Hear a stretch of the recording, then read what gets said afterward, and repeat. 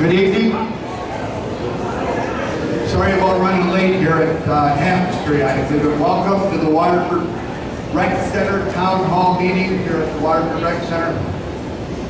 On hand tonight we have here Bert Kosick, architect from Newman Smith Architects.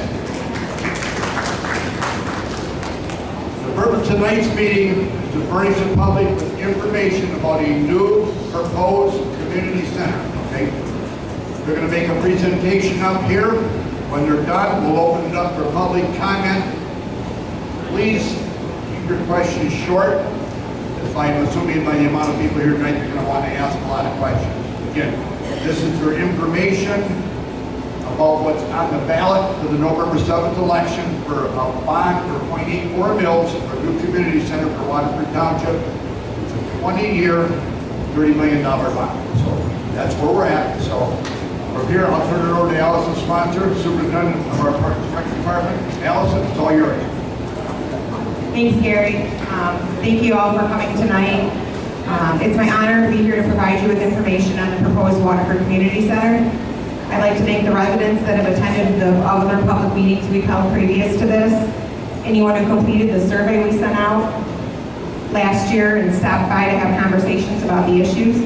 I'd also like to thank the Parks and Recreation staff, board members and committee members, township officials who supported the research process that we've been doing since early last year and understand the need for this new facility. Before I begin, I'd like to take a moment to recap what we've done since early 2017. In April of 2017, a public meeting was held at which an opportunity for community members interested in becoming part of a committee tasked with utilizing survey results, researching community centers in other municipalities, and offering input on design components and amenities, as well as determining site placement of the proposed facility was held. Committee members embodied a representation of our community with local business owners, parents of school children, seniors, including a representative appointed by our Golden Age Club, existing program participants, myself, elected officials, and other community members. In spring and summer 2017, a survey was sent out in the summer 2017 tax bill. Meetings were held. Site visits were conducted in other communities to view the amenities other community centers have and how those can be utilized here in our center. Culminating in this responses received for the survey in August, the desired size, location, and design of our proposed facility was determined. It was determined that it would be necessary to provide the community with renderings of the proposed facility in order to effectively communicate what is being proposed. In March 2018, the request for proposals for architectural services to develop a conceptual design plans and cost estimate of the proposed facility was sent out.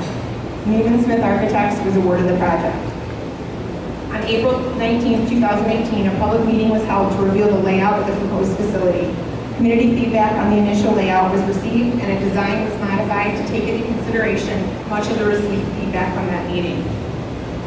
The architectural design was then determined, the layout and the amount of funding needed to complete the project began to be developed. July 2018, the architect determined the funding required for this facility. August 2018, the construction cost estimate on the existing Waterford Recreation Center document was nearly completed and provided to the township. The construction cost estimated included details, and we'll go over that a little bit later, on the existing building you're sitting in tonight and what would it entail to rehab this facility and make it, improve it a bit, not make it any larger, but improve it a bit. On August 27th, the Township Board voted to approve the ballot language for the Community Center bond issue to be on the November 6th ballot. On August 30th, conceptual designs were completed and provided to Waterford Township, taking us to tonight's public meeting to present the conceptuals, answer questions, and obtain community input. This community center is necessary because the Parks and Recreation Department is currently operating out of this facility that no longer meets the needs of our 73,000 plus person community. The current recreation center is over 70 years old and is just under 40,000 square feet. This aging, high-maintenance facility requires a substantial constant infusion of funding to restore it to fair level of service. Some of the costly repairs that are on the horizon for this facility include heating and cooling system replacement, plumbing replacement, electrical replacement, roofing replacements, and window replacements. There are foundation issues as the structure is cracked and shifted and water is leaking in the building. Due to the increased demand for quality, affordable recreation offerings, there's insufficient space in this Waterford Recreation Center. The final concept we present to you this evening is just over 70,000 square foot that would sit on a 14.8 acre parcel west of Town Hall on Civic Center Drive, east of Clam Lake, where our soccer fields currently are located. At this time, I'd like to turn it over to Bert Kosick from Newman Smith Architects to tell you a little bit about the proposed facility that you see before you tonight.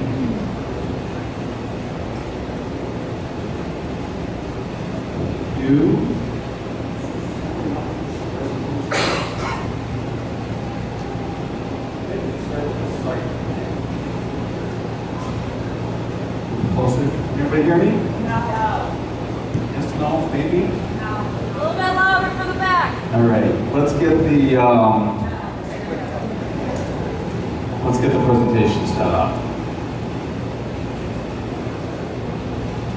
Maybe just start with the site plan. Back up a little bit. Okay. Unlike this building, the community center is supposed to be on the main civic campus. So along with all the library, I'm sorry. So unlike this building, this new community center is proposed to be on the main campus. So along with City Hall and the DPW building, the library, the outdoor space, and all those sorts of things. There's a site currently, I think it's used as a soccer field at times that backs up to Clam Lake to the west.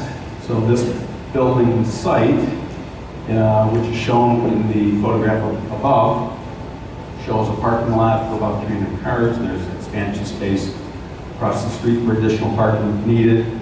The white sort of T-shaped element is the building footprint.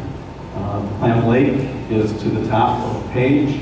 And you can see a number of outdoor type recreation spaces, including outdoor trails and a soccer field and volleyball courts, and a number of other sort of outdoor activities. Maybe with that, go to the floor plan.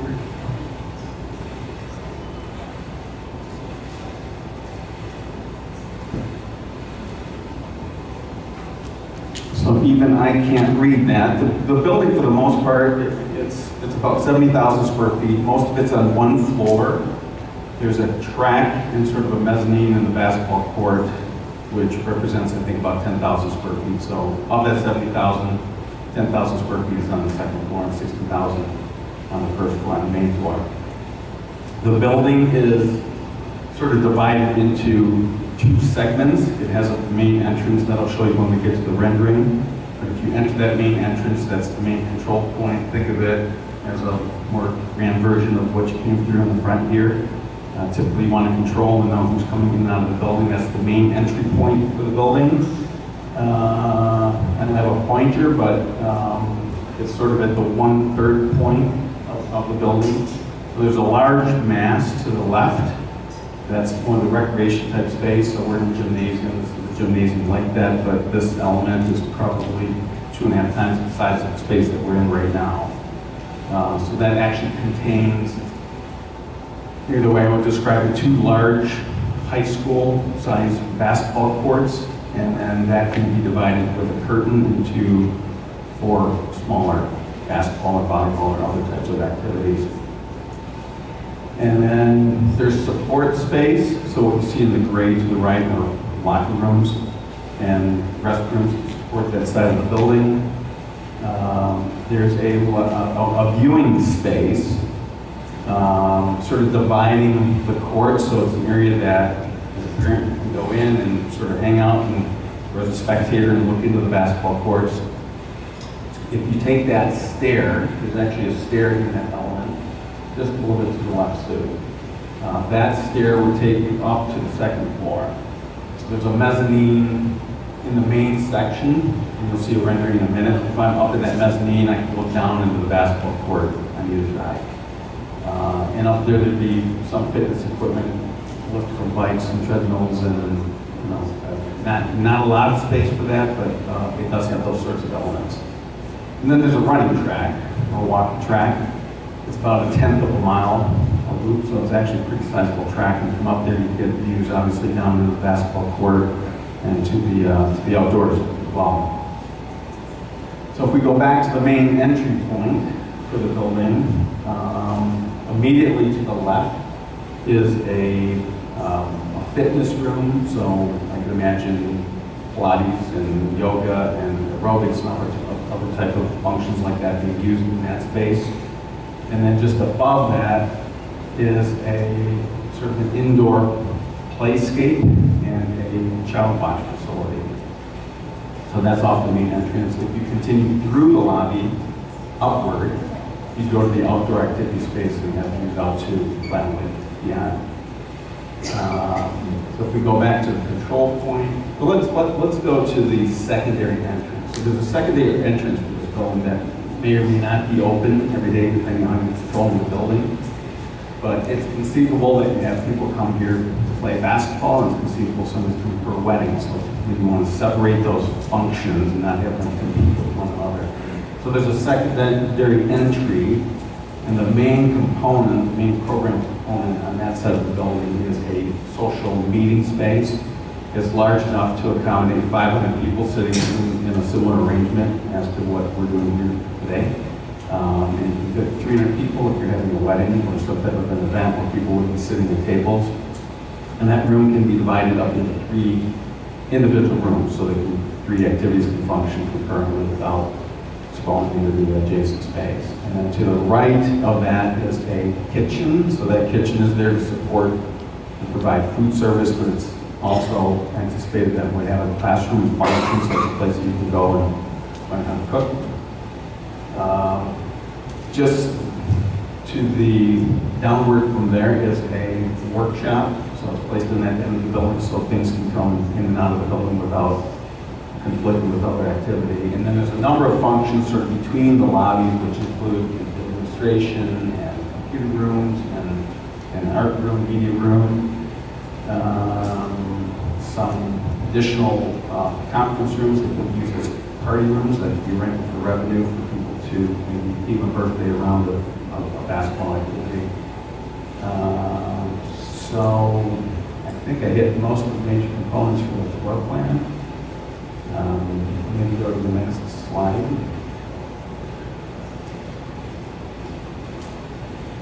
Maybe go one more. So these are elevations that just depict the 4 sides of the building, but I think it's better to understand the design as it's depicted from here. So this is what architects call as sort of a bird's eye view. You can see the parking in the front of the building. It should have ample parking for that size of the building, unlike here where at least I got stuff in the very back. For the most part, people are parking in front of the building. Abundance of handicap parking, you see them parking up towards the front of the building. You can see the large sort of dominant mass to the top, that's the gymnasium structure, and then the rest of the space sort of off to the side. We were sort of inspired by your logo and your name, Waterford. So the building is made up of a number of different materials, but we think it would be, and recognize it's very conceptual in nature, but I think working with the committee, everybody felt it should be a good neighbor to the existing buildings on that campus. So it picks up on some of those materials, but for a rather large building, we thought it needed to be sort of broken up with some other materials. So you see potentially some red brick and tan colored brick, and then it has this sort of wave element, which might become sort of the signature for the building and signature for Waterford. So the main entry, you can see has this sort of wave action that takes it from the front of the building out to the back, to the outdoor recreation spaces, and then a similar type form over the main social hall. You can see the elements of the bumps above the main part of the building. So that's just sort of a general view of the building from above. Maybe move on to some of the interior views. Go back one. So that's the main entry. It's the canopy that extends out and becomes sort of a front porch. You get a peek of the gymnasium to the left, and you can attract within that space. And if you have an opportunity to look at some of these renderings after the meeting, I think you'll be able to see some other details within the space. Next slide, please. So once you enter the main building, you envision a couple of sort of entry control points to the building. You can see the sort of wave skylight element that pierces through the building, and to the outdoor spaces beyond. You look to the left, and again, you'll have to look at the rendering a little bit, but you see the exercise spaces and the children's play area. Just move on to the next slide. This is that secondary entry point, so it's a different type of environment. This lower ceiling. As you come in, the opportunity for some signage. There are doors at either side that lead you to the main social space, and you get a peek or a glimpse down that sort of hallway connector back to the main entry point. Next slide. This is a view in the social space. As I pointed out from the bird's eye view, you can see the roof sort of had a wave-type form that repeats itself on the interior, and you get views to the outdoors, which we think is a really great opportunity for some views of daylight and outdoor terrace-type environments. Next slide. And that's a view in the gymnasium on that second floor mezzanine. You can see somebody working out there on a treadmill, getting down into one of the gymnasiums. So not depicted here, but there's another space like that behind this person on the treadmill. And there are glass elements at the corners to get to the outside, daylight views. And there's a track that loops around the space. So I think that is it. So I'm available for questions afterwards if you'd like.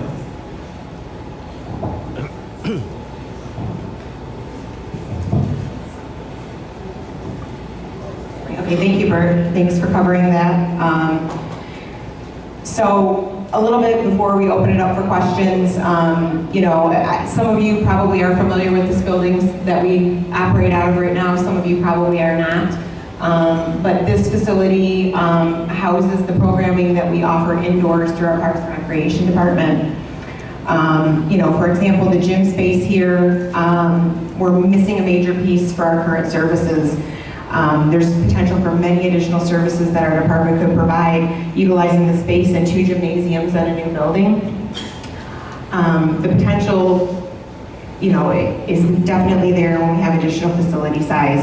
Utilizing space in the gymnasiums at the school district is less than ideal for our department. At times, due to availability and cost, we are the lower priority than the school and community education programs, causing our programs sometimes to be bumped and inconsistent scheduling to be offered to our participants. In the Waterford Community Center, these 2 full-size multi-sport gyms could be separated into 4 smaller spaces to offer programs at the same time. It would be used for the needs of activities such as our Waterford Parks and Recreation, youth and adult basketball leagues, senior pickleball, pickleball for all ages, youth and adult volleyball, table tennis, and it would be a fantastic facility to house special events if the weather outside doesn't cooperate, which tends to happen sometimes here in Michigan. New programming that could be held at the space is really unlimited. We'll have open gym time for the community for basketball or volleyball. Regional athletic events could be held at the spaces, making the gym available to rent for travel basketball teams or other organizations. Increase the pickleball time because pickleball is one of the fastest growing sports. Right now we're kind of hampered to the daytime here in this building. Therapeutic recreational leagues are also an opportunity with expanded gym space and many more things. There's no plan to require a typical membership fee like what other communities usually assess. We do have a Waterford Golden Age Club here at the building, and that membership would remain in place, but that's an option for those 50 and better who receive a bi-monthly newsletter showcasing the senior programming offered. So that would remain in place, but a membership fee to access the building would not be existent. What we would do would be have the programming like we offer it now here through the department. It's kind of a pay-as-you-participate thing. You either sign up for a 6-week session or an 8-week session of a class or an athletic league, and there's a participatory fee associated with that. And as is now, Waterford residents pay one fee, non-residents who participate in any programming pay a higher fee. That type of process would continue at the new facility, and with the additional amenities like the walking track or the open gym, there might be a nominal fee assessed, like a punch card, swipe card type situation, but there wouldn't be a whole annual membership fee. I think that's a question some people have had. Because we're not including amenities like a gym, like I don't mean a gym, a fitness gym, like a Planet Fitness or something like that, and a pool, we don't feel we can assess or ask people to pay an annual membership fee for something like this. So with the facilities we have, we would continue offering the programs we have, expand upon that for the community, and the fee-based programmings would remain in place. With the additional program rooms, we have tried to be very thoughtful in the structure of this. Touring many community centers, we really learned what works and what they might change or do differently at their centers for these communities that have been in existence for a while with their existing centers. We learned that storage was a major concern. As we know at this building, when you have programs and activities, you have to have places in each of the rooms and gymnasiums to store that equipment, so that's taken into account for this building.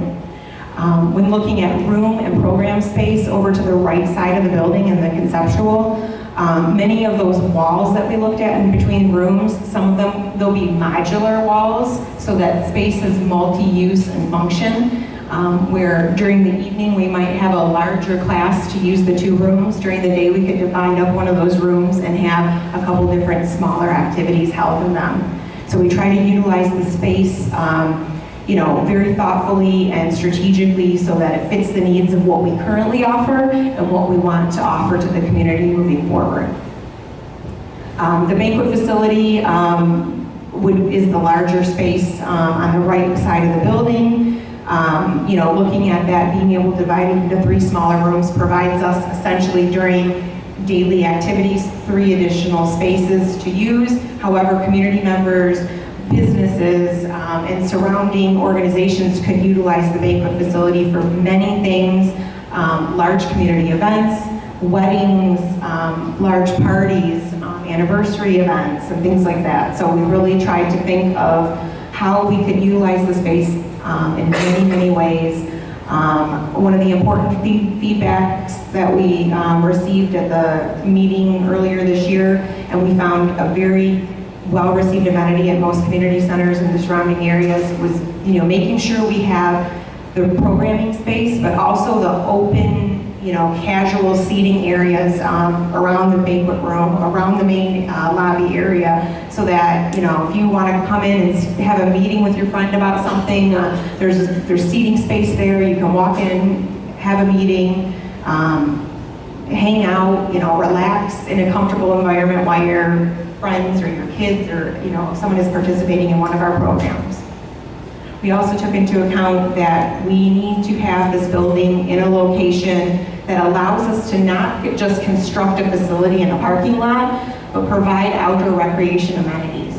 So therefore, the site here was decided upon rather than constructing the site on this existing location.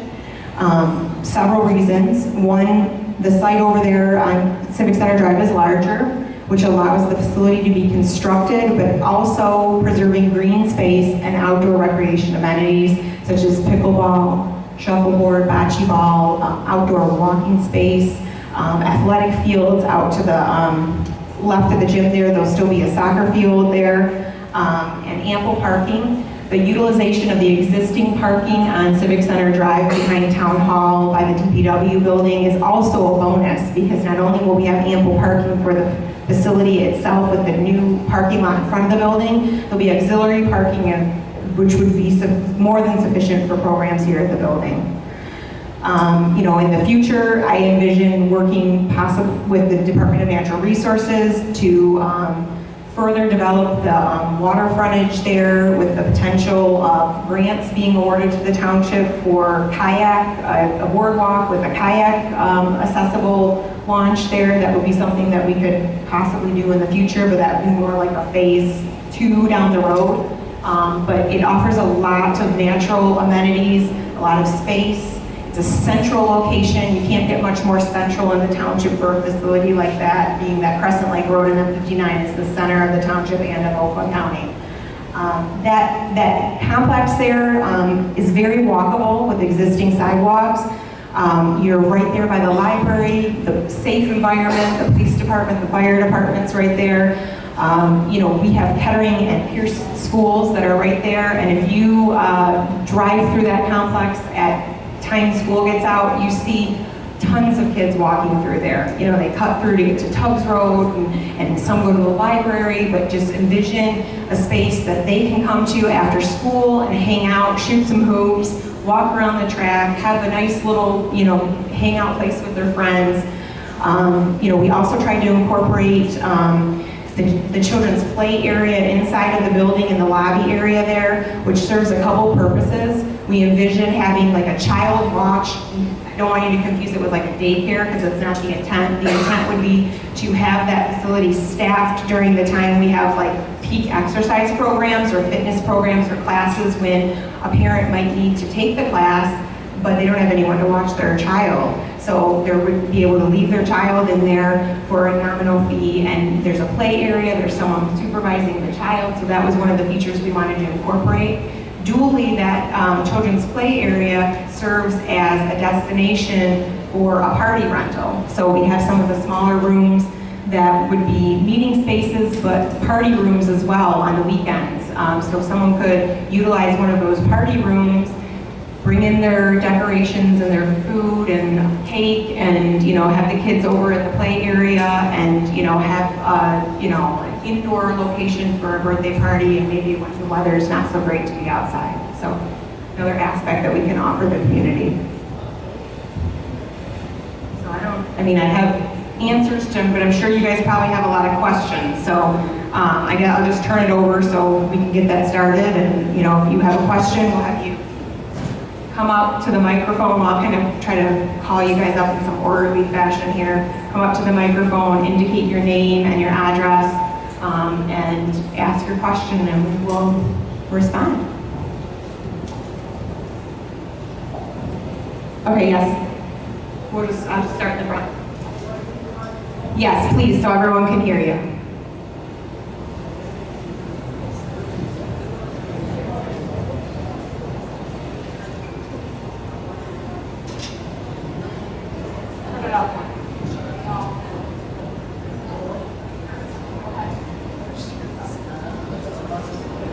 Can I be heard now?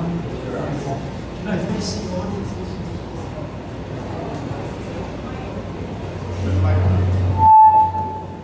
I'm a spoiled member of CA. I formerly of the CAI in the Parks and Recreation. I'm spoiled because they have so much for a person like myself. 5 days a week I can come here, and I can meet people with like interests and, well, likability. I used to have those. I'll be 90 next year, so I don't have those anymore. But they cater to me because I've been over. So that's what the senior center does. I also was the executive director of Boy Scout. Now I had programs over there. Any organization in town could call, and I provide a tumble team, anything you want. Gymnastics, wrestling, boxing, because we work with exclusively one audience. And this building is for one purpose, senior center for seniors. And so I'm comfortable here with like abilities, like I said, like interests. What I'm concerned with, I started in 1986 here. What I'm concerned is how much can you really set aside for seniors? What programs will be exclusive? You can't say you're offering this for everyone and expect us to compete. what, can they actually say this program, this day is for us, senior centers, and we can use this facility for senior centers. Now, I've been in community buildings like this. My interest, since it's in this field, from Marco Island to West Palm Beach, I went to senior centers. Community centers like this, I went in. I used to be interested, tolerant of confusion for that, the Boy Scout, but it was organized. I got in a pool game with a couple of kids, but when their friends came, they dropped the pool stick. It was open to me, but I didn't feel comfortable there because they never made any provisions for a senior. And then when I went to senior centers, you can't realize the blessing we had. Oh, we go to ball games, we play cards, we do everything but physical activities.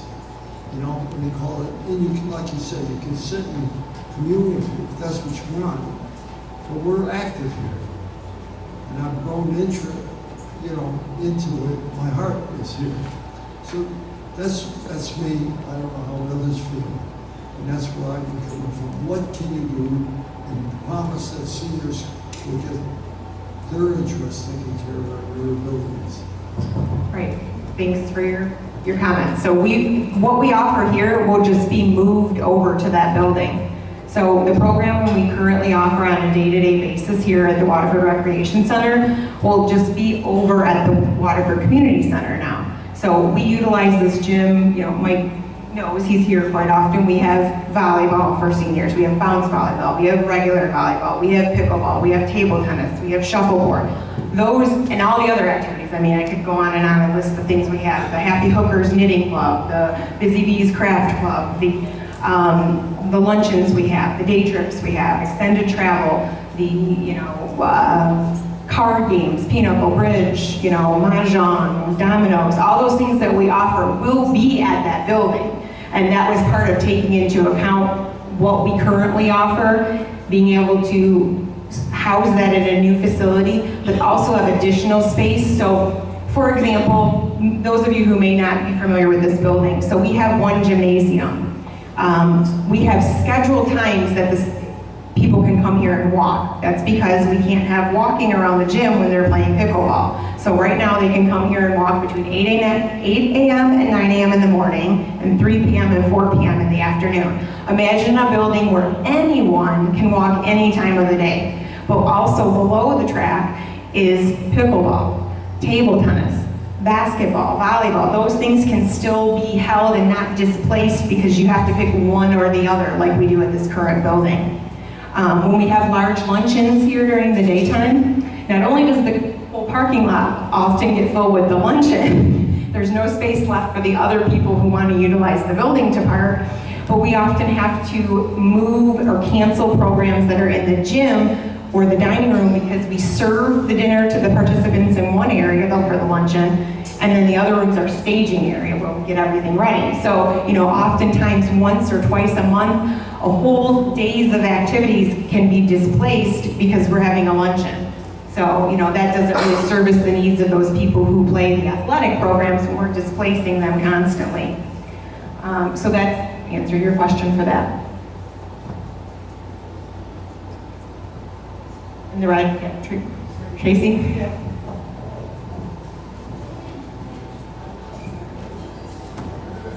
Sure, if there's some that want to stand, I don't know how long you'll be standing for, but sure, yes, if you guys want to kind of form a line, I don't have a problem with that. I think maybe limit it to like 4 or 5, let's limit it to 5 people so we don't get,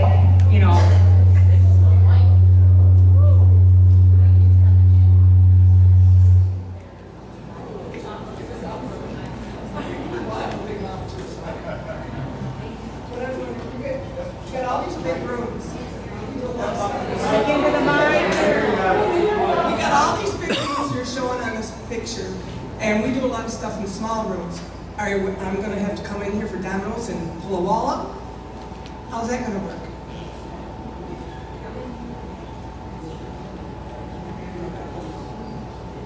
No, you don't have to pull a wall out. The staff would be responsible for doing that. And all of the staff now that is currently split between two buildings will be in one facility. So it'll be much easier for us to accommodate setting things up and moving things around. And also another question. Here, we have that sign. Everybody knows in the community what is going on, whether it's Big Wheels, Mom to Mom. There's no sign that the community knows what is going on during the month. Whether it's Affaway, apple pies, there's no way. Are you going to put a sign on Crescent Lake that lets everybody in the community know what is going on? Yes, there's actually, before the idea of this building being on that site was ever decided upon, there's been discussion about having an LED sign there, an automated sign on Crescent Lake Road for that entire township complex to add just that such thing. Yep. A lot of other communities have community centers. They're not necessarily on a major thoroughfare like this road. They're set back in city complexes or things like that off the road. So it's commonplace for something like that as well. My name is Catherine Roller, and I live at 1110 Oak Point Drive, Waterford. I heard you a few moments ago saying what's offered here will be what offered over there, and I truly hope that will be the case. For decades, my rock club meets here in the basement of this building, and we grind rocks, we cut rocks, we polish rocks, we make a mess, but we clean ourselves up. We clean the area up. We say, right, we have insurance. Will there be space for us over at the new building? Yes, we have, actually, you look, there's like a workshop and lapidary room space. And we can leave our rocks and our machines and all that kind of stuff? We would have to find a way, because I know your concern is security for the rocks, so there'd have to be a way that you are putting those rocks away to be secured, because that building, like right now, you have that whole basement to yourself and the door locks physically to go into that room. So envision the lapidary space, being amongst a lot of other classrooms and activity rooms, so somehow that room would be secured, and there might be, more consideration and space needed for like locking up things for you guys, right? Because right now you kind of have free reign of the whole basement here, so, right? Yes. Have to go downstairs, you have to stay up. Thank you. Yes, correct. Can you hear me? Okay. I think it's a grand idea and the location's good. I am a little concerned about the seniors to make sure that they still get their stuff that they do. I don't usually participate even though I am a senior. My other question is, you had talked about the millage rate. This is going to be bonded, I presume. Yes. A Yes, large this would be bond. bond, yes. Was it like 23 million or something? Or- So, I think it's a $30 million bond. 30 million. Yes, Okay. correct. So it's a $30 million bond, and what is the millage rate exactly?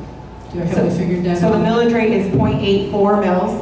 Okay, so 0.84 mils per thousand of your taxable value. Correct. And there is a calculator available on actually there's a tiny little note back there for you guys to grab and take with you as you leave. But if you go on waterfordmi.gov/community center, that directs you to the page we have on the township's website with information on such things that we presented tonight, as well as a calculator. You can punch in your street address and it'll tell you how much the annual cost of the community center would be for you. Yeah, so it's going to be based on the value of your home. Correct. Okay, so somebody might be paying $40, somebody might be paying $400 a year. So my question is, how is this a 10-year bond, a 20-year bond, a millage rate that we're proposing? It's a 21-year bond. So what is the millage rate going for? How many years? 21 years? Yes. Okay, so we have a 21-year millage, and how are we going to pay for the operating? Is this just paying the bond for the building? Then where's the operating money coming from? The operating money would come from the Parks and Recreation Department budget, which is based off an operating millage and general fund contribution. Do you know what the current operating millage is for Parks and Rec? The current operating millage is 0.5 mil. Okay. It's a 10-year operating millage that was voted on in 2014 and went into effect in 2015. and brings in about $1 million a year, just shy of that. So do you think that would be enough for operation, or are they gonna come back, well, obviously it's gonna run out in 10 years, so they're gonna wanna renew it. Right. Are you expecting an increase on that millage? No, I don't expect an increase on They that. really think you can operate this building based on that operating millage? I do, yes. Okay. I do. We have right now 5 staff people located off-site of this building. You bring those 5 staff people here. The exorbitant amount of money we spend on band-aiding this building doesn't need to be spent. You know, there's money there to utilize for, you know, facilitate the operations of the new building. So are the other senior center gonna close as well? That other senior center, we have no control over that other senior center. It's operated as an independent from the township. It's under the school district's umbrella. So that has nothing to do with Waterford Township or the Parks and Recreation Department. The other senior center, you know, whatever happens over there is not a decision that the township officials can make. The school district would have to make that decision, and we will address the needs of the community when they present themselves. So this is really a community Yes. center, not strictly. No, absolutely not. Okay. No, So that's the main millage, is the this is a Parks and Rec correct. project. Yes, Okay. Waterford Parks, Township Parks and Recreation Department project. And under our umbrella of Parks and Recreation, we have the Waterford Golden Age Club, Correct. which is kind of our branch with all senior activities. Okay, thanks.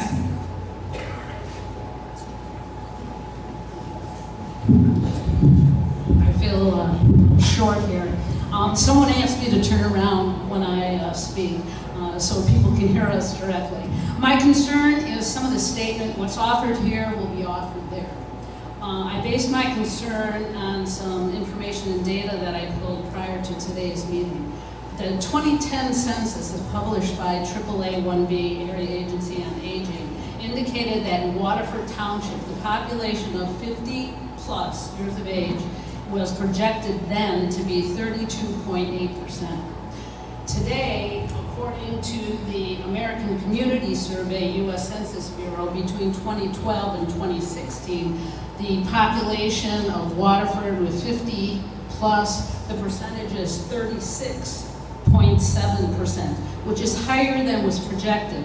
According to the county projection presented 2 weeks ago at a senior advisory council meeting by Mr. Patterson, the population of Oakland County will finally surpass those people under age 50 in 2025. It's very soon and a faster rate than projected. And by 2035, nationally, that's going to be a fact. So my concern when you say we'll offer there what we offer here is seniors need more. Seniors don't need what we have. We need to anticipate the growth of seniors. I welcome you to look around. I wonder how many people here want a kids watch. How many people, especially when the schools just got 2 new pools. I think of a track when I see older adults who are physically challenged being outpaced by somebody who's running, and I'm a runner, and I say this respectfully. So I'm concerned that it may be short-term thinking for absolutely a necessity, because look around, I think it's very effective messaging to have the meeting here. However, I do think there needs to be a lot done for seniors. And although you're a different budget, we're still a township. And I received a flyer in April about the other Waterford Senior Center. Okay, nonetheless, still seniors, still paying same taxes to Waterford. And the outreach services had to be reduced by 20 hours per week. This is their flyer, which will limit appointments for Medicare counseling, prescription assistance, and educational seminars. And then the annual senior expo was eliminated, and transportation services were suspended in June. I think we need to think as a township, not this because it's in a different budget or another, and expand potential services. The OPC, which is the flagship in Oakland County, in Oakland County, is 90,000 square feet, totally dedicated to senior needs, psychological, nursing, all these things are provided there, as well as Senior Olympics. I think we need a little attention on this audience. Thank you.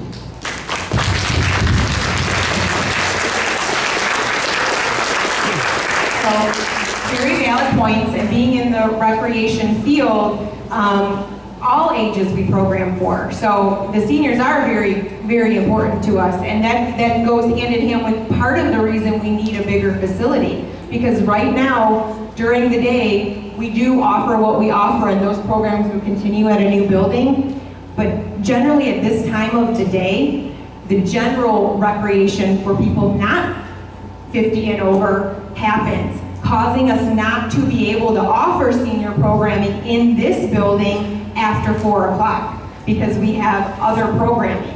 We understand as recreation professionals, trust me, that the population of seniors is growing rapidly, and the senior citizens need things to do, not just during the day, but for those people who fall into that bracket who still work, they have to have programming after 4 p.m. and on the weekends, which we currently are unable to offer at this facility. So yes, I totally understand what you're saying, and all of those things have been taken into consideration and we know are very important, and that's why we need to be able to have a larger facility, because we can offer programs we currently offer during the day for seniors, but expanding upon that for those people who can't participate during the day because they're still working seniors.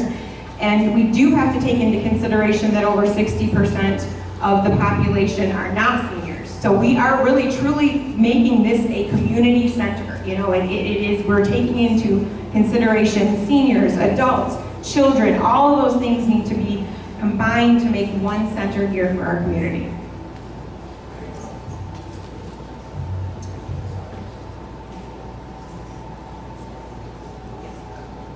Go ahead, yes, welcome. First thing I'd like to ask is this a necessity or is this a luxury for Waterford? Luxury. I mean, it's a necessity. I mean, there's going to be a point in this facility that we can't offer the program we offer. Township will cease to exist if we don't get that new building because it's a necessity. There will be a lack of senior programming. There will be a lack of programming for other people, which will cause some seniors probably to relocate out of this community and go other places. It will not be as attractive for other people to move in here, families with children, to buy homes as they're put up for sale. Really? That building's going to do all of that? That's good stuff. Yes, it absolutely will. There's studies that have shown that communities with vibrant community centers attract people to live there, move there, and retain there. This is going to add to our tax bill, right? Yes, it will. Okay. That's on top of the tax for the swimming pools that we had to have. I'm paying for it. I don't care who gives it to them. I'm paying for it. At least they told me. And the Taj Mahal over here for the water department, I know I'm paying for that. The new police department, because the school wasn't good enough for it. It's on and on and on and on, and the tax bill keeps going up and up and up and up. My money don't go up, and it's a lot. And how many people that don't have property in Waterford is going to vote yes for this, and they don't have to pay for it. Everybody else is going to have to pay for it. And people live in apartments. They don't have property tax bills. I do. It never quits in Waterford. It's just, this is not West Bloomfield. It's not. You go by West Bloomfield High School and there's Mercedes and BMWs, and that's the students driving them. You go by our schools, and the kids have to pay to park in their own high school parking lot after we paid for the high school. It never stops in Waterford. It's on and on and on. It's easy to sit back and say, we need this, and have somebody else pay for it, and that's what's happening. On and on and on. And most of the stuff you showed in here, not for seniors, the majority of it's, you see, how many senior basketball teams you got want to come in here? You got guys got 75 years old out here playing basketball? All right! Yay! Stop. Sooner or later, sooner or later, you're gonna text me right out of my house, and I hope there's a place to sleep in there, because my house will be gone. You just don't stop. And yeah, am I upset? Yeah, because every time, we just voted on a tax increase, what, 2 or 3 weeks ago? And that was put into a primary when a lot of people don't show up to vote, and that was a slick deal. That worked out really good. That should have been put on the politicians, I can't compete with you. You've had plenty enough time to prepare for tonight with all the right answers. I can't compete with you. With professional politicians, I'm not. I'm not a professional. But I can tell you what comes out of my wallet as well as anybody can. No, I don't have the education for a lot of stuff, but I'm going broke trying to build all these new buildings and all this stuff that Waterford wants. And I don't know, maybe it's a legacy for people. I don't know. It might be. Look what I built. Yeah, but who paid for it?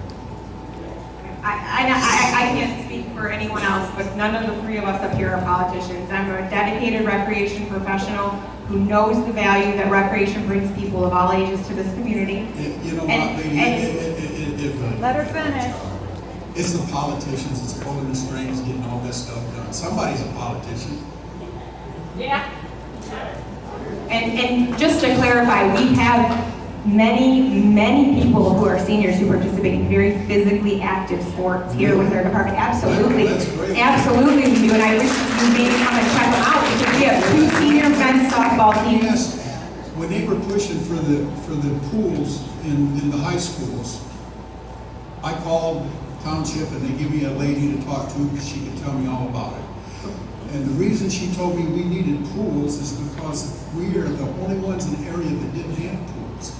Only ones.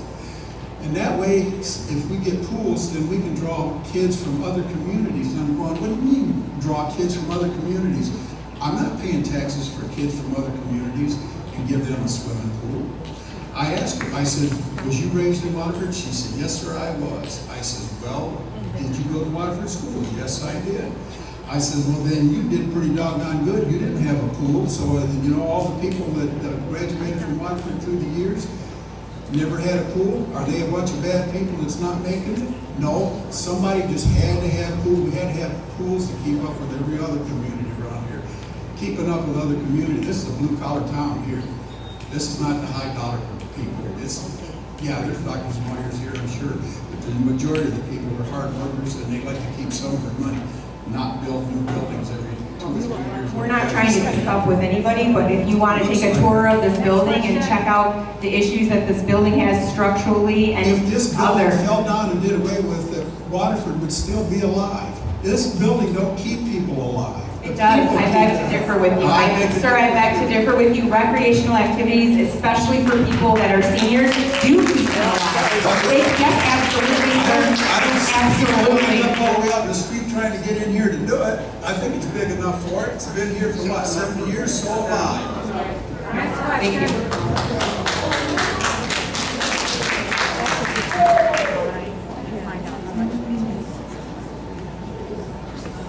Yes, this is just a proposal, right? This whole presentation is just a proposal. If the voters vote it down, it's down. Is that right? Yes. So it's not up to you, in your opinion.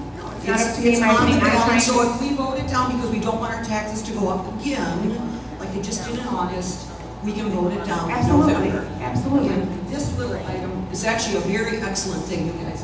Get this. I put my address in there. My taxes are going up $233. Is it for 20 years? No, I don't have a big house. It's 2,400 square feet. And the one August 7th is going up $840. My taxes are going up by more than $1,000 for the police and fire and for the proposal for the rec center. And another question, what's going to happen to all this presentation stuff that you produced? Half of that? Yes, now that you spent on all this big presentation. The information we use to inform the citizens about and to make a decision on their votes. Are you going to use taxpayer money to pay for a big mailing again too? We did not use that taxpayer dollars were not used for that campaign. I wasn't involved with that campaign. I work for the Waterford Parks and Recreation Department. Who paid for the tour? Safer water. And who is that? Citizens for safer water. Oh, I see. And all the yes signs that went out all over the city? all over the township, excuse me. You know, it would be a little easier to take if it wasn't such a large increase that was on the primary ballot when 8,000 voters voted yes to raise the taxes on 72,000 people in Waterford. So, putting this one on the August primary, you knew you'd have a small turnout, and you knew that's the way it would be. So I'm urging all my fellow neighbors to vote no.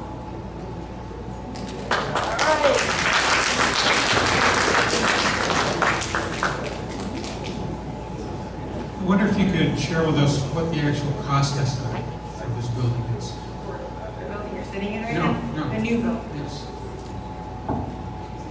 You mentioned there was an estimate, but you never told us the amount. No, I said a construction cost estimate for rehabbing this building, the one you're sitting in. What is the cost for the new building? So we have a summary estimate. The construction cost would be $22,486. The supervision and general conditions would be $2,382,450. Total construction cost comes to $24,869. 24 million. Okay, my question is, There's other fees, there's bond fees associated with that. why are you asking for 30 million if the cost is 24? So there's soft cost, you have to have pre-construction fees, architectural engineering fees, topographical survey, all of that adds up. You have to have this document. It is available online, so if you go on that website, which I referenced earlier, waterfordmi.gov, Sue's got it up there behind us. So you take the cost of the building with all of the other costs, bond expenses, surveys and things like that, you come up to just shy of $30 million there. Now, you also mentioned that there were additional opportunities for revenue generation in that building that there will not be here.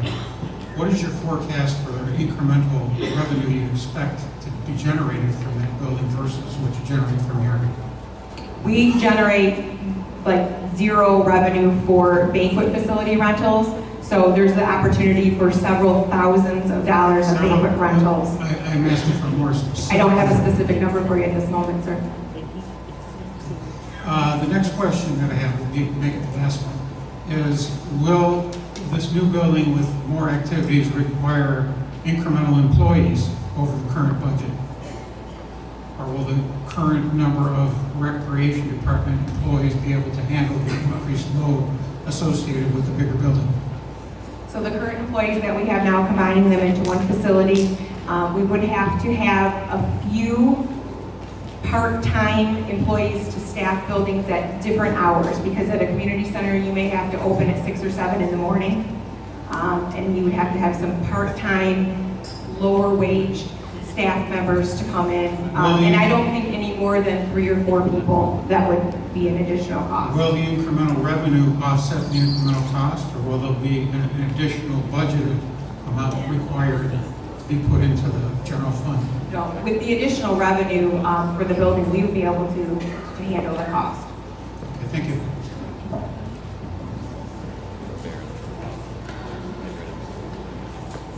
At this point in time, too, to clarify, I have a capital improvement budget. I guess I did fail to go through some of my slides, but we have a capital improvement budget for the park system annually. 45% of that budget is used at this building right now. Repair budget, capital improvement repair budget.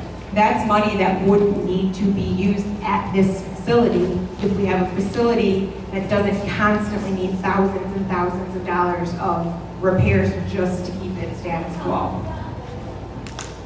The capital improvement budget, I can pull it up here. The capital improvement budget annually is $135,000, and about 45% of that right now is utilized annually here in this building. So we have 16 parks and facilities that get the remaining portion of that, which is just under $5,000 for each other park and facility for any capital improvements at those parks. So, alleviating that strain on the budget is going to do wonders. Hi, my name's Diane Funk. I live at 2529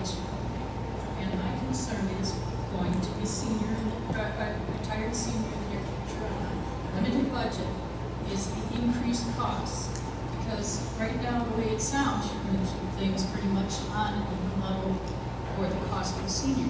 But over time, and with all your plans that you have involved in this, it sounds like that's going to climb on top of the tax costs.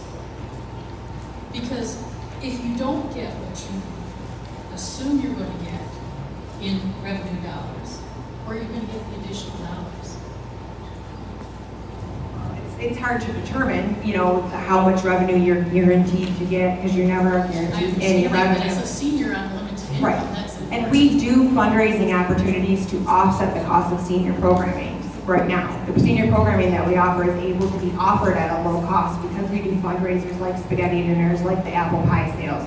Those types of things would continue to be able to offset. I do feel opening up the center to more seniors who work during the day, that brings in a whole other revenue stream that we don't even have right now. You know, people that participate in programming after 4 o'clock, that adds to revenue. There's no plan to increase costs for programming because we have a new center at all. Well, if you're saying you're giving a decreased rate for the seniors, and you're bringing in more seniors, that's not increasing your revenue. It is because it's revenue we're not I getting know right it's now. revenue that you're not getting right now. To me, it doesn't sound like it would be enough revenue to support all the other programs you have. Well, you have gymnasium space that is utilized for in-house programs. It's prime space for rentals for travel organizations and things like that who wish to participate in practices. Those are things that travel organizations and regional tournaments and things like that pay a premium for. So that would be revenue generating and an attraction to bring into the community. You have a large banquet facility that we do often get a lot of people that contact us. We have this room here next to you, which I urge you to take a peek in, that is our banquet room right now. We often have people come and look at this room and decide they don't want it, even though space accommodates their party, because it's not a desirable, aesthetically pleasing facility. So I know there's the ability to have those people then rent for us.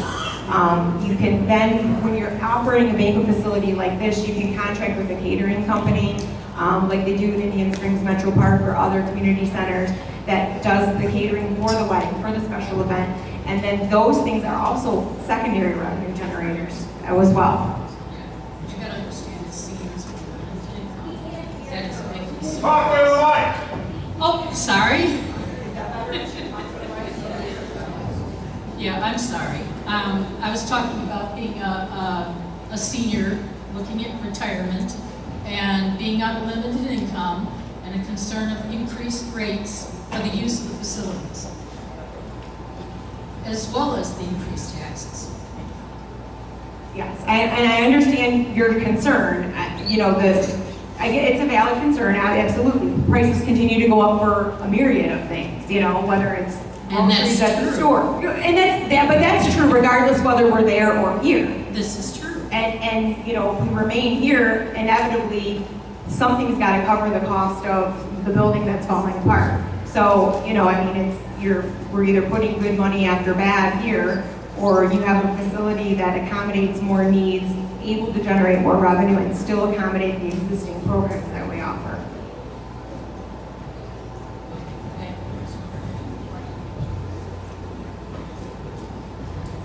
Hi, my name is Alice Stoddard. I live at 1434 Nancywood Drive. In full disclosure, I'm a member of this committee. The reason I chose to go is I went to the community meeting in the open house or the community open forum.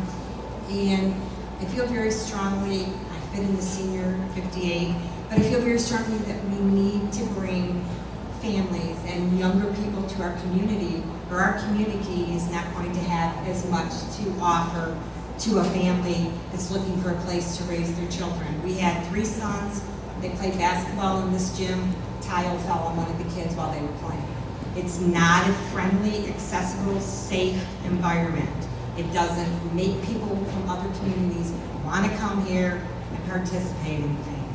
I did the calculations. I retired and I took another job. It's 10 cents a day for me. That's a returnable pop bottle. For 20 years, I'm lucky enough that I can afford to do 10 cents a day. I know not everyone is in that position, and I respect people's monetary decisions or their stability, or they know their budget better than I know theirs. But I know that for me, something like this is going to bring new life to Waterford, new families to Waterford. It's going to increase my tax base. It's going to afford things for the young kids, for the school-age kids who don't have any place to hang out, for the seniors. I just think it's a very smart investment in our community across the age spectrum. My other quick comment is my understanding, and tell me if I'm incorrect, is the depiction for the gym and mezzanine we are not going to have at this particular point athletic equipment like treadmills or anything, because that would duplicate what the high schools already have. Correct? So what we talked about, and keep in mind what these drawings are conceptual renderings. So we didn't include every single thing, and some of the things that are in there, the gym floor might not be turquoise and purple, you know. We did talk about having auxiliary cardio equipment, a few pieces, maybe up on the mezzanine for cross training. If you're walking or running, maybe you get on a bike after and run. It probably wouldn't be phase one of this project, just like a kayak dock area off the back of the building wouldn't be part of the initial construction development. So no, not at this point. But there would be definitely cardio access. You know, at some point in time, there's room to work with you know, other fitness facilities and do some sort of partnership potentially as far as cardio equipment in our facility. But at the initial phase, no cardio equipment would not be installed right up at the top part of that building. My name is Sue Martin. I live at 4906 Shoreline Boulevard. A couple comments. It's a beautiful community center, but it is definitely a community parks and rec center. It's not a senior center. And I think some of the things you've said sound like you're promising everybody what they want to hear. And just to give you an example, it'll be available to the community, but we're going to bring in more travel clubs. Well, guess what? When the travel club's there, it's not available to the community. And that's fine. If we're going to bring in travel clubs as a revenue generator, that's fine, but then just don't at the same time promise that it's going to be available to the community. The same thing with promising the Golden Agers that it's going to be everything you've got and more. Not if you're bringing more people in. And I'm not saying that's wrong, because yes, we do want to attract more people to Waterford, and it'll do that. But don't promise more than you can deliver. Another example, someone brought up a very good point about additional staffing to maintain a building that's twice as big. And it's, oh, no problem, we'll save the money on what we spend on this building. Then you pointed out, well, what we spend on this building is 40% of the operating budget. Well, the operating budget for capital improvements was about $130,000. Not operating budget. Our operating budget. Of the capital improvement. It's the capital improvement, like overhead maintenance and things like that. Okay, so our operating budget stays the same. We're going to save on the capital improvement budget, and we can use that to help fund the additional people we need for that building. Well, I just did a little bit of math. 40% of $130,000 is $60,000. How many people are, I mean, be realistic, how many people can you hire for $60,000? 1.5, maybe? They wouldn't be full-time employees. There wouldn't be benefits afforded to them. They'd be hourly employees, like building attendants, that would maintain. I understand, I'm just saying $60,000 doesn't go very far, realistically. I mean, you're gonna get high school kids and pay their benefits. You know, that now we're back to, let's go all work at McDonald's. I'm just saying, don't overpromise, think the whole thing through. It's a beautiful recreation center. The other point I want to make, and someone else brought it up, it's not a senior center. And in Waterford, we have this stupid, I am more involved over at the senior center that's under the school district. And it's fine to say, oh, they've got their stuff here, fine, we're cool. It's not cool. They are cutting back. They're in an elementary school, and the school district decided to put more kids in the school this year, so the senior center is losing ground. The food program is moving out. Other things are moving out. Waterford really needs to sit back and take a look at a senior solution. This is a beautiful Parks and Rec solution. It's not a senior solution. And just to argue that we're Parks and Rec and you're the school district, well, that's good for you, but that's not good for us. And that's what I wanted to say. Thank you. Thank you.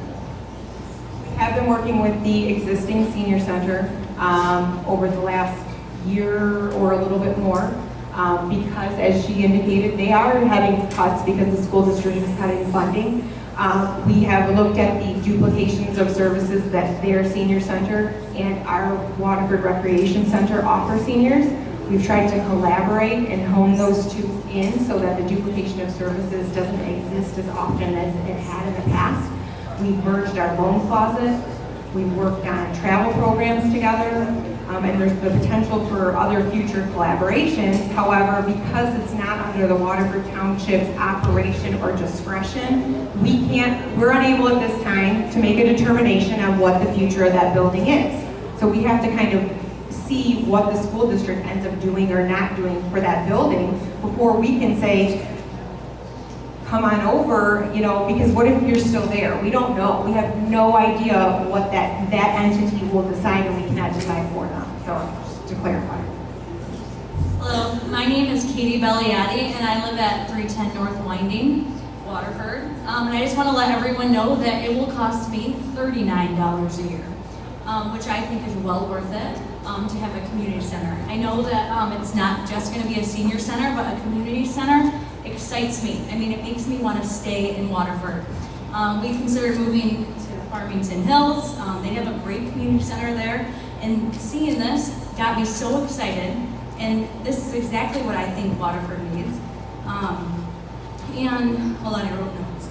The child care, the playscape, that's amazing. That's what I'm looking for as a young mom with young kids. And that's what my friends are looking for. And I would like to be on the team that promotes this. So that is my question, is how to help you do that. I'm big on social media, so I can help.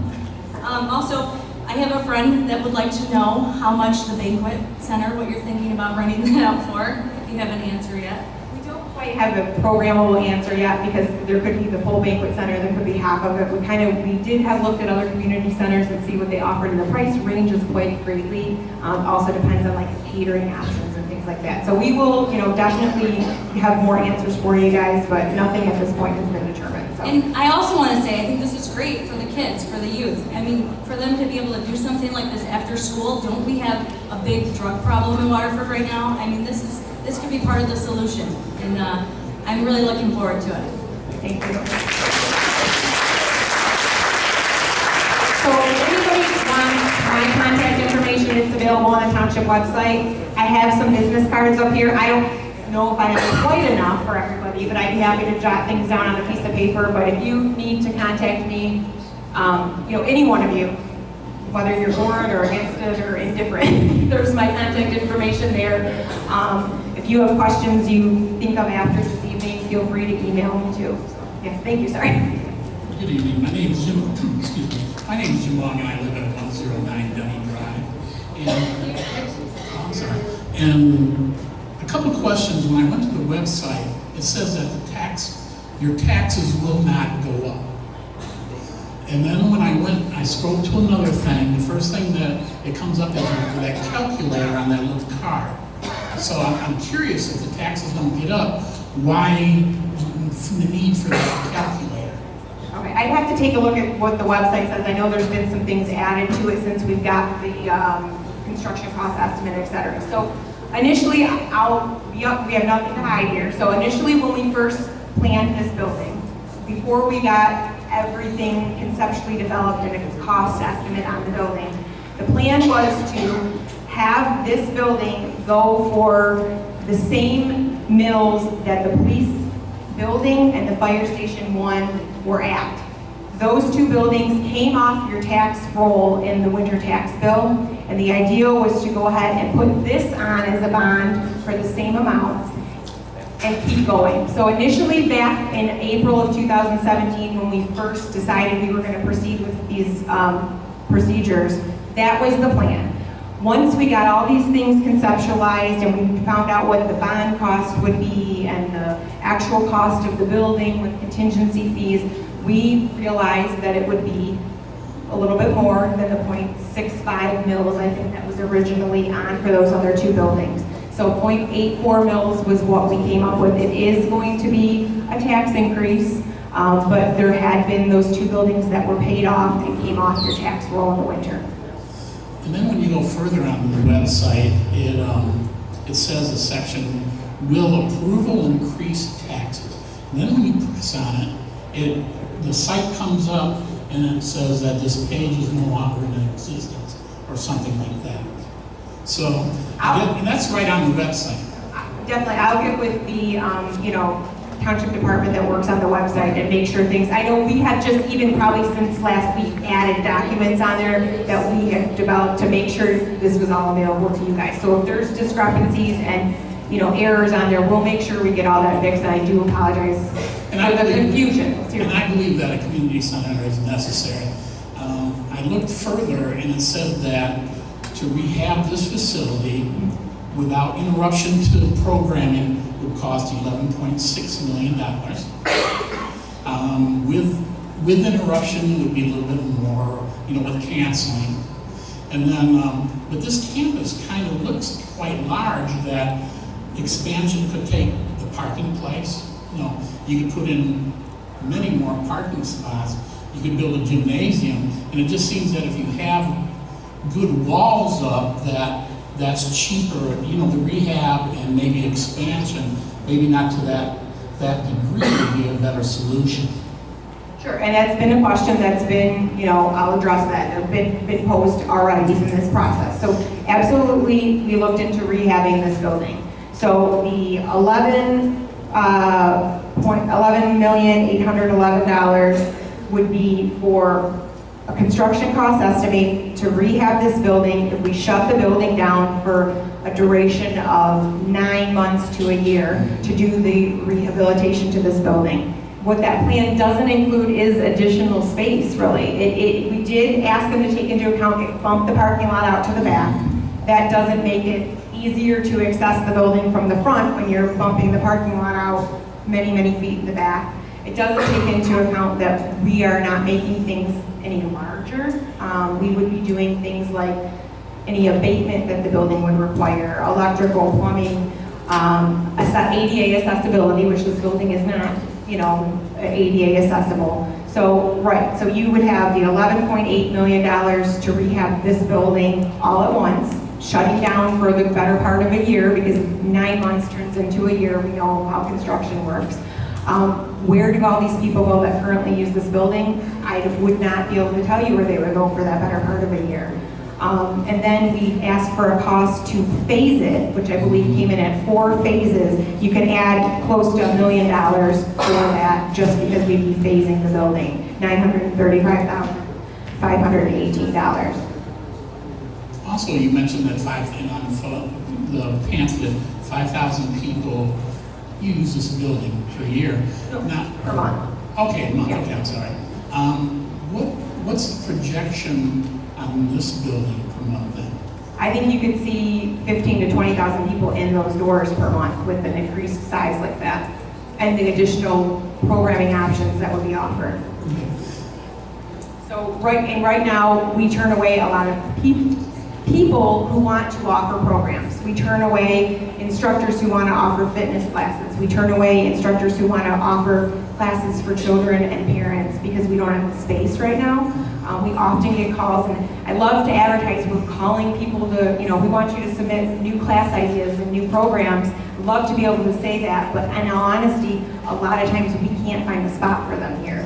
The peak use of this building is fall, winter, and spring, obviously, when there's not a lot of outdoor amenities. And we are packed in here in those peak times because we've got basketball going, and karate and clogging and all sorts of classes upstairs. And we are unable to accommodate people in the community who might want to offer a pottery class or a jewelry class or some sort of other, class to our community. So with this building, we can do that. I guess my last thing was, and a couple people addressed it, why do you think that the age demographics isn't real indicative of Waterford Township? I mean, people in here, mostly are, I'm in that category too, but I see a few young people, but why do you think the younger people didn't come to show their support one way or the other? I mean, I guess I feel in general from all the board meetings and things I've been at, a lot of people, I think they research maybe more online, and maybe they are, you know, they're not as interested in the dollar amount as someone on a more fixed income, you know, such as seniors. So maybe their interest, you know, they have more expendable income, and they have, you know, maybe a different perspective on the value it might bring. You know, a lot of them are, in all honesty, a lot of parents, someone my age might be at my child's soccer practice this evening and not able to make it to a meeting like this, and I probably would go ahead and view it online or try to get the information outside of the meeting. You know, I think a good showing, you know, if anyone's been to a township board meeting before, you know, 90% of the people in attendance at those meetings are individuals, Okay, fair you know, enough. in that age bracket. Thank you. Thank you. Yes, right. A lot of things. Now school's back in session, weeknight, you know, scout meetings and all sorts of things are happening. You're right. Yes, thank you. Yes, my name is Jeff Rivera, and I'm 7853 Meadow Drive. I want to know why, if you're raising our taxes to pay for the new building, we have to pay for all the events we do there, like shuffleboard and cards and all that. Then our taxes raised. Why do we have to pay more for those events? You would be paying for the events as you would pay for them at this building. That would remain the same, and that's common practice at any community center. If you're taking a class or participating in an activity in Troy or Livonia or Macomb, there's a fee associated with that.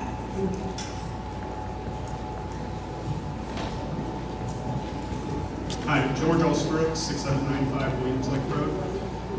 Assuming the millage passes, build this new building, what's the plan for this building and how is that going to be paid for? So this building, when the township purchased it in 2002, the way it was deeded over to the township stipulated that if this building were ever to be sold, because I want to clarify that, if this building were ever to be sold, the money that's generated from the sale of this facility can be used towards nothing except a new community center or to pay down bonds on a new community center.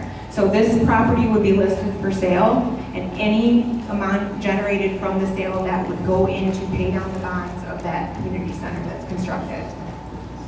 Have you looked into whether you think you'll be able to sell at a profit, or whether the cost of potentially hazardous material, et cetera, might make it cost prohibitive to sell? I don't necessarily think it's going to be cost prohibitive to sell. I think the location, while it might serve a different purpose than the community center, someone might demo the building and put up something else where adjacent to the railway on a busy, you know, highly traveled road next to other kind of industrial type buildings. I think there will be some definite interest in utilizing this facility or the property, more so probably the property that it sits on. Yes. Thank you.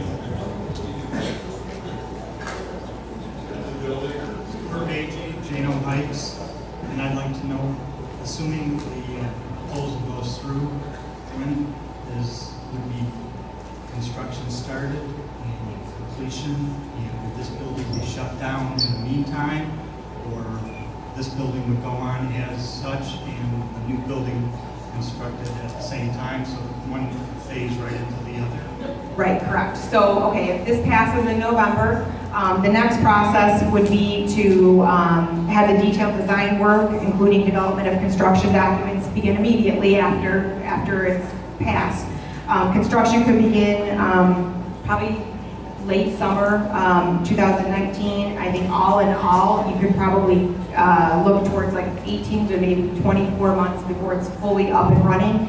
And yes, this building would remain fully operational for the programming we currently offer until that building's open and we're able to move over to that building. Yes, sir.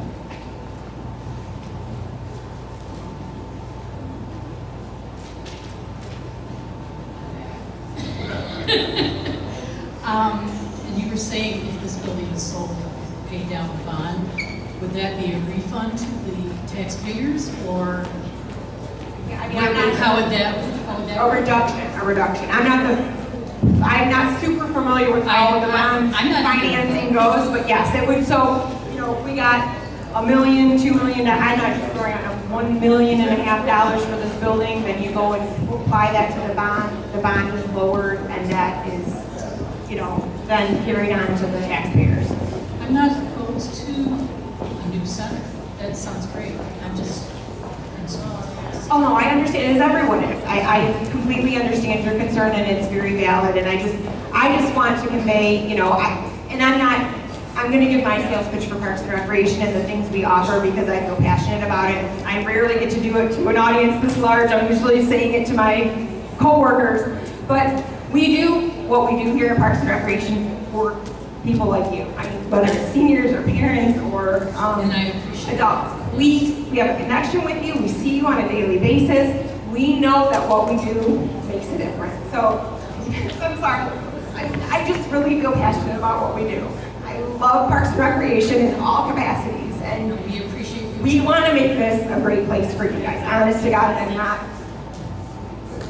It's very important.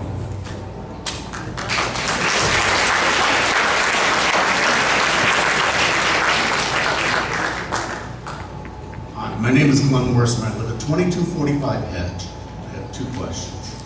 In the construction of this building, we hear a lot about Parks and Recreation and the use of the buildings and the use of the properties in Waterford for Parks and Recreation.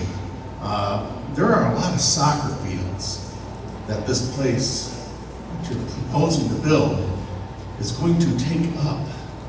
Several soccer fields. I see on the one plan you showed one soccer field remaining after the construction of this.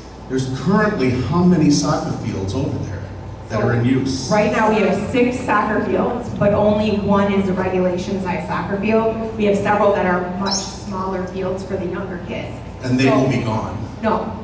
Well, those as we know it now, yes, they would be gone. We have worked because we don't want programming to be declined. We have looked at the soccer fields that we have right now, and we do not need that quantity of soccer fields to be able to house the operation that we do now for our youth soccer league. We work closely with people involved with soccer.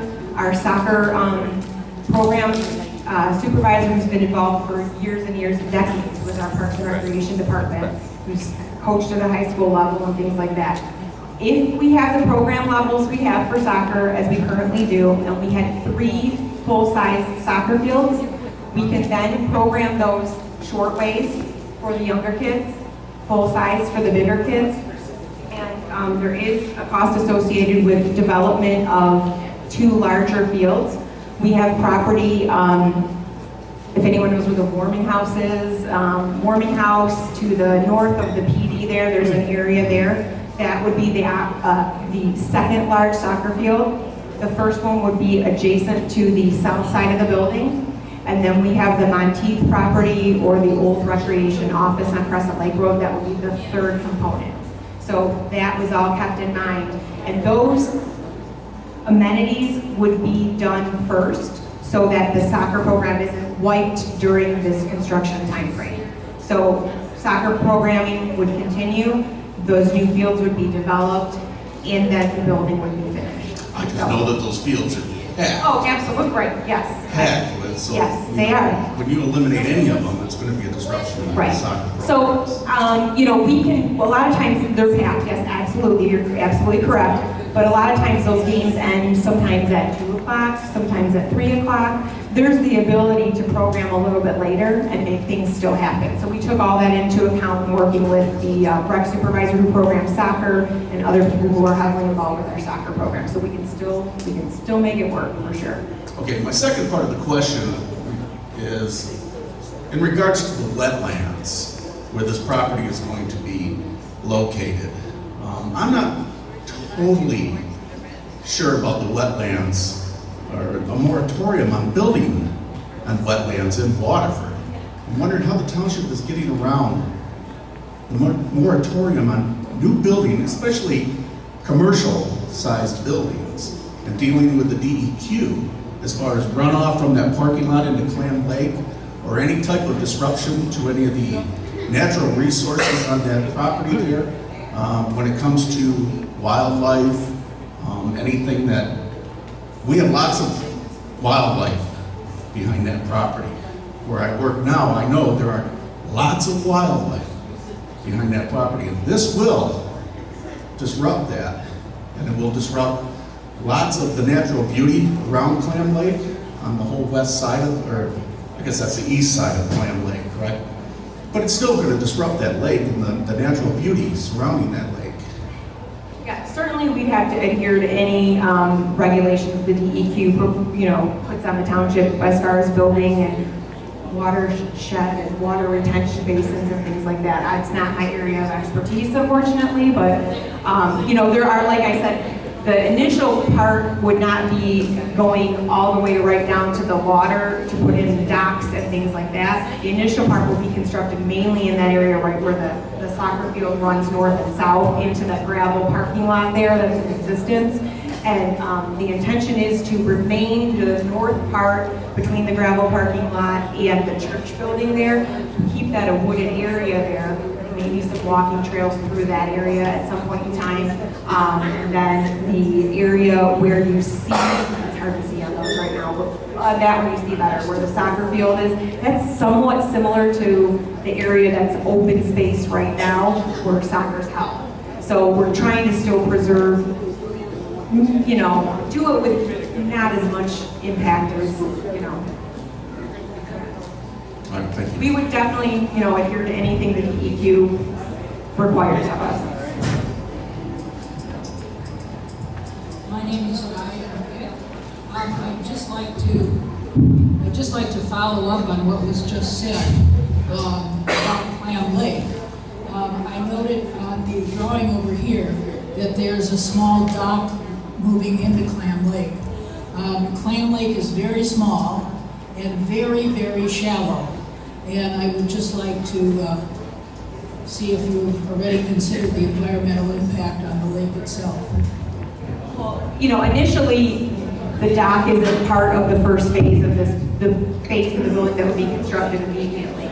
The vision would be a dock or a boardwalk, not for motorsports or anything like that, but simply for viewing and maybe some, recreational, instructional, kids fishing, something like that along those lines. Not heavy use to the lake. While it would have impact because you're developing that access point, it's not intended to be like a motorsport use. Darrell Boone, Paul Sawyer. This building has a lot of history, and you can find the history on the web of the bands that played here. But rehabbing this building is not a good idea. It's not a good location for the township. It's called a community center. We need to think of the community. And secondly, Allison, is that right? Allison? Yes, Allison. You are very good at what you do.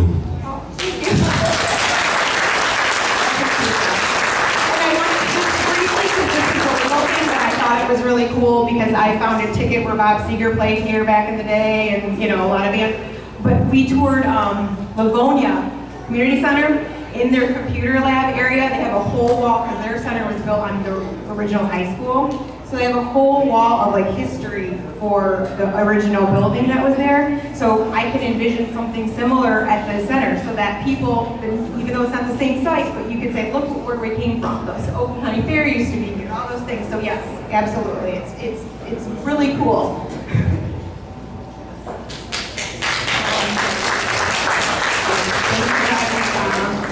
I failed to do this because I thought I was prepared, and then I get up here and I get a little flustered to talk. So I just, if you guys want to stick around or haven't already looked at the building itself, feel free to take a walk around before you leave. Head upstairs, check out the dining room. I think there's martial arts going on right now. But we do, I have pictures up here of the building. If you have questions up here, to speak a little bit after. Some of the concerns with the building here are shown. I'd be happy to look over those with you. I appreciate the fact that you guys came out tonight, and we just really want to educate you guys and allow you to make the decision you want to make for this building.